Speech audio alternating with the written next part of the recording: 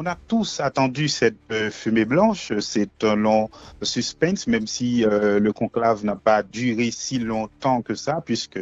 on a eu un pape au quatrième tour de scrutin. C'est donc l'une des élections, l'un des conclaves les plus courts de ces dernières décennies. On peut dire, on peut tirer la conclusion que les congrégations générales qui ont précédé le conclave ont permis aux cardinaux de vraiment réfléchir sur la situation actuelle de l'Église, sur les réalités, les enjeux qui attendent le nouveau pasteur de l'Église et sur les rôles qu'il doit assumer comme tout pape avant lui, c'est-à-dire fortifier ses frères dans la foi, être le principe de la communion de l'Église universelle, être le chef du collège des évêques et en même temps être le pasteur du diocèse de Rome, l'évêque de Rome. Donc à ce titre-là, il se situe dans la longue lignée des successeurs de Pierre en tant que vicaire du Christ. Donc cette attente, elle a été stimulée par ce suspense qui fait souvent durer l'attente, mais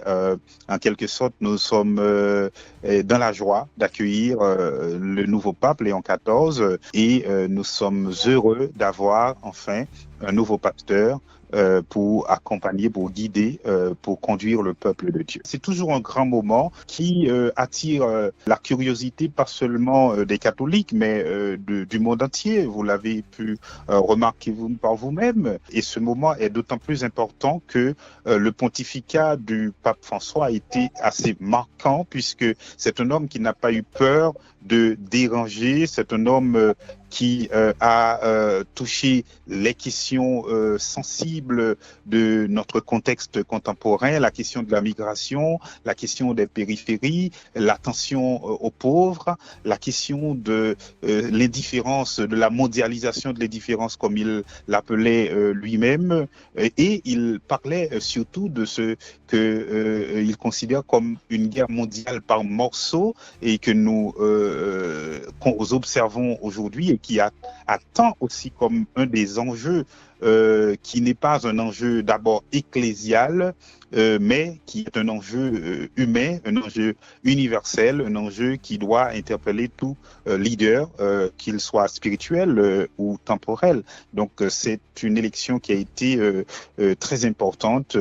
dans le contexte où nous vivons aujourd'hui, et je crois que dès sa première apparition, le pape Léon XIV a montré qu'il était sensible à ces réalités parce que il veut tenir ce double pôle de l'exercice de la mission du souverain pontife, à savoir être le gardien de la tradition et de la foi de l'Église et en même temps un pasteur, c'est-à-dire un homme sensible aux réalités contemporaines.